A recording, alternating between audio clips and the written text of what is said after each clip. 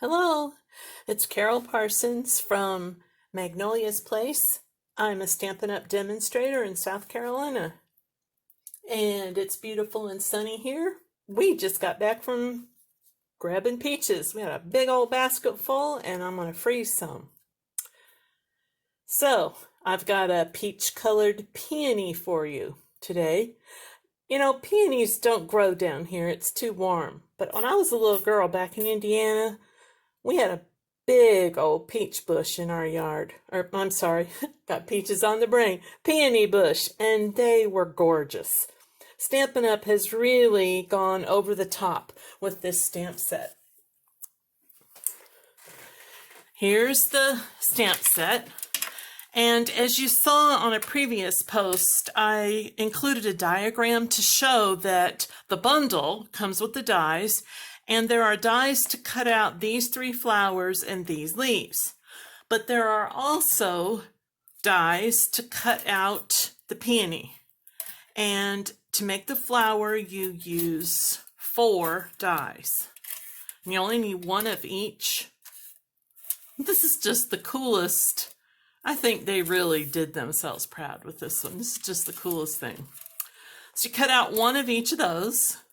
And then there are also some leaves in this die set, this part that you're going to build a flower with. There's these 3. These are the base part of the leaf. And then there are these 3. These are the detail pieces. I think they look kind of like a fish. Anyway, and then there's a centerpiece. So, this is so simple, but when you first look at it, you're like, huh? How's this going to make a flower? Okay, you must stack them, but what are those little cut parts for? Well, I'm going to show you. It's really simple. All you do is start with the littlest piece, and you insert it into the next size up. Oops, I say that. There it goes. Just in. That's it. Just pop it in there. Now, where do you stop? That's brilliant too, because look on the back. They line up. So as soon as you get it lined up where you want it, then you glue it. Then you put the next piece in and the next piece, and you get that gorgeous flower. But before we build it very quickly, I want to show you something you can do that will give it some dimension and depth and color. This cardstock is Melon Mambo, and I'm using Mary Merlot with my sponge dauber, and I'm just going to brush on the edges just a little. You'd be surprised at how much this little bit of definition, this little subtle look gives to your finished flower. And you want to try to get some in next to where the crease or that little cut part is also. You could even use one of the Stampin' sponges if you like. I like the sponge daubers whenever possible because they keep my fingers cleaner. And I'm a real one to get a mess full of inky fingers. Experiment when you're looking for a darker color that you want to use to highlight. I never would have thought of using Mary Merlot with Melon Mambo until another demo showed me. All right, now let's take a look. Like I said, we're going to start with the smallest and go the next size up and simply slide it in place. And then we're going to use some glue, which again, I know I've told you all this before. This is that detailed glue bottle. But when it was empty, I filled it with Tombow because that's my favorite glue. I just like the fine tip on this. So to me, this is the perfect thing. The glue that comes in this fine tip applicator is a shiny glue when it's dry, and I don't like that because I'm a messy gluer. So I filled it back up, and I keep it filled up with Tombow. That's my favorite thing. All right, so we're gonna slide it in there again for the third time. I think it came out. All right, and let's put a little bit of glue.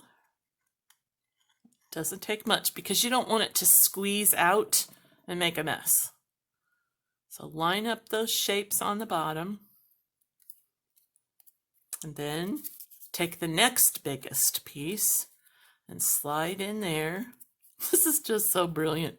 You gotta wonder who the people were that figured this out. Little engineering brain, which I don't have, so I'm very impressed. Line up the edges.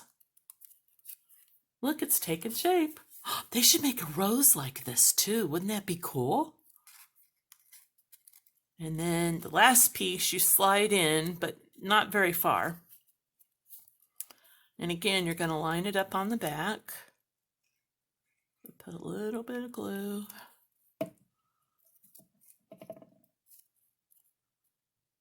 Now, I'm hoping you can see in the camera. You need to get it any closer. Okay, there it is. Look at that. Isn't that gorgeous? Now, if you want to add even some more little pop to it, you can take your pokey tool or a bone folder and just kind of bend up, curl those edges just a little. That makes a difference too. That really helps. See how that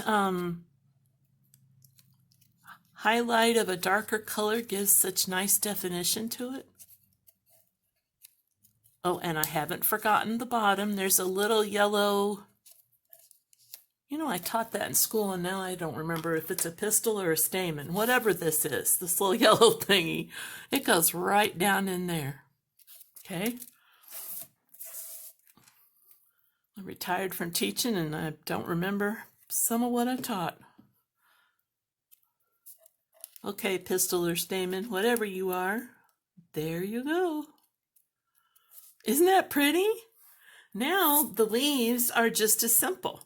You've got 3 detail pieces and 3 body pieces or main pieces.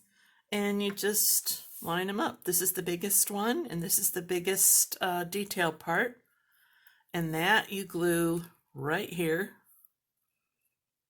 Oh wait, I'm going the wrong way. It'll line up when you have it the right way. So if it doesn't line up, you're doing something wrong. Oh, maybe that was the right way. Maybe I got the wrong. Oh, I do. Ha. I bet this goes on there. Yep. See how the edges line up? Let me make sure I get it close enough so you can see. If you've got the right detailed piece to the right leaf piece, the edges will line up perfectly. Okay, and you do the same thing with the other 2, and there's your gorgeous little flower. Now, what else was I going to tell you about this? Something. I showed you, I told you about the dies. I put the flower together. Maybe that was it. The paper. The designer series paper. I showed that yesterday or the day before in my post also. That's gorgeous paper. And this is Petal Pink. One of my friends and I were laughing about this color. She just got the blends that were this color. She says, Carol, are they supposed to be this kind of washed out, barely pinky color? I go, yeah, it's a real subtle pink. And after it dried, she said, oh, it looks better now. It really makes a beautiful flower. And when you're making them on a card, you could pop it up a little more with dimensionals if you like. Also in the product suite are some little faceted gems. There's another word in the name. I don't have it on me right now, but I've got those coming in the next order and they're really pretty. They just go so well with this. In the meantime, I used some sequins that I happen to have.